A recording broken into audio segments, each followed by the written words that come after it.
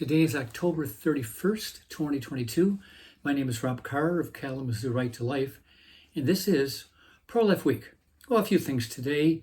First, I saw that Whoopi Goldberg, one of the co-hosts on The View, decided to dress up for Halloween, which is tonight, Halloween costume, as one of those Handmaid's Tale characters from the Margaret Atwood book, the TV program that has been popular for the last few years. It's the red outfit with the white bonnet. I'm getting tired of the lack of creativity or originality.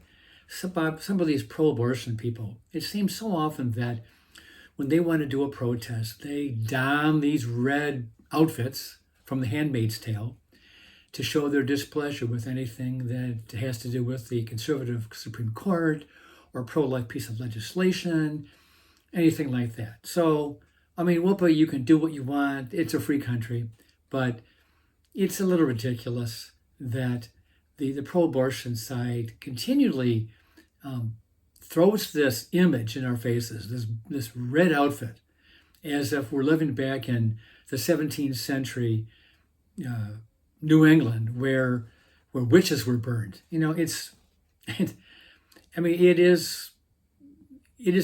incendiary, it's graphic, it is provocative, and it makes a point, but it is ridiculous, and it, like I said before, it does show a lack of originality. Everybody's doing the same thing. And when everybody does the same thing, it loses its effectiveness.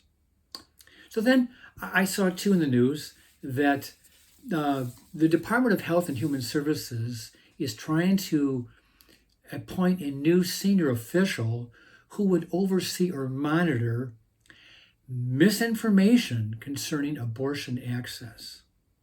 Well, when you read deeper into the article, it says that the pro-life terms that they really would find objectionable are the ones, quote, that are not evidence-based or medically accurate, unquote. Not evidence-based or medically accurate. So, I'm thinking, here I go again. I shouldn't be thinking, should I? I shouldn't be thinking, how are we not medically accurate when you describe the process of human reproduction? When the egg and the sperm meet, so to speak, and a new life has been formed. And how is that medically inaccurate? The other side, like I've said before, till we're blue in the face. Maybe they're going to accuse me of being unoriginal because I say it over and over again. But the other side never wants to talk about the fetus. They never want to talk about the baby. It doesn't exist to them. It's always about the woman. It's always about the mother. The baby doesn't exist. Well, let's be medically accurate.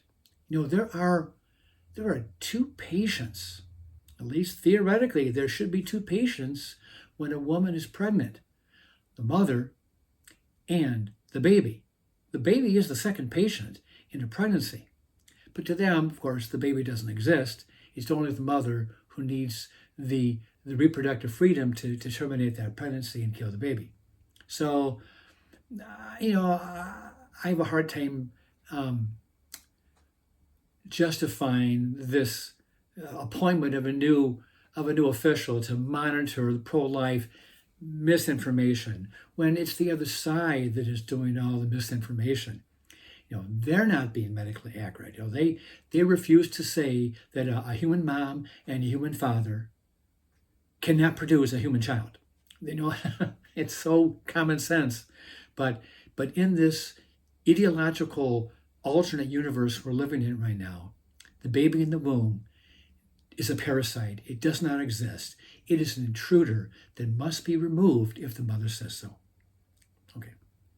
The last point is we are in the home stretch for Prop 3.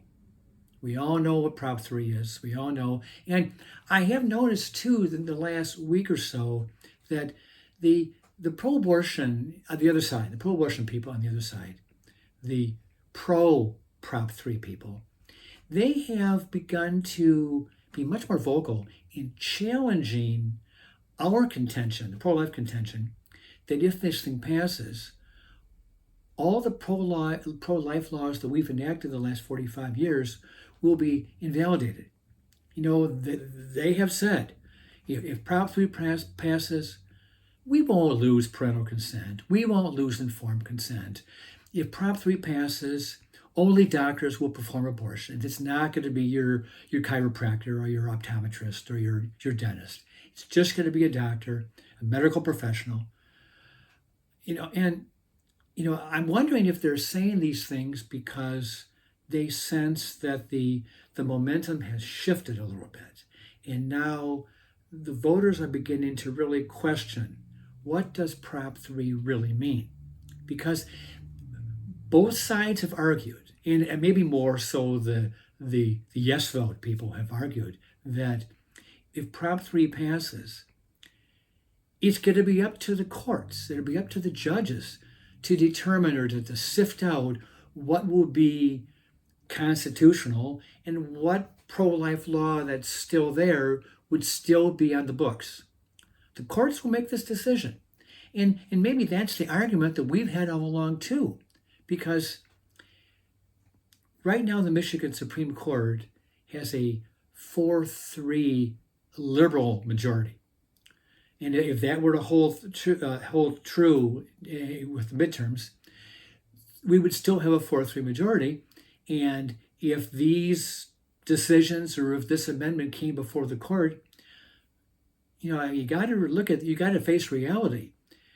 The conservative justices on the Supreme Court are conservative, and most likely they're pro-life, and vice versa. The liberals on the Supreme Court are liberal and they are pro-choice. So if they look at this amendment, they will render invalid most of these pro-life laws that we've had on the books for decades.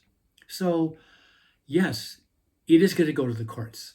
And yes, that is the problem, because even if it's not the Supreme Court of the state, they'll find a lower court, or they'll cherry pick to find the most liberal judge, and he or she will make some kind of an outlandish decision, and that'll be appealed, and that'll go to the Court of Appeals, and even if we win there, that'll be challenged, and it goes before the Michigan Supreme Court.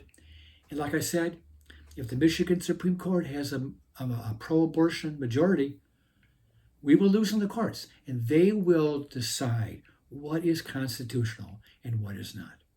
So to avoid the heartache that we might have if these courts get their hands on the obscure and confusing and vague wording of Prop 3, the solution is to vote no. Vote no on Prop 3. No. Vote no. We have 1 week to go before the voters make this very, very important, life-affirming decision to say yes to life and no to abortion. Vote no on Prop 3. With that, I'll let you go, and I'll see you next time.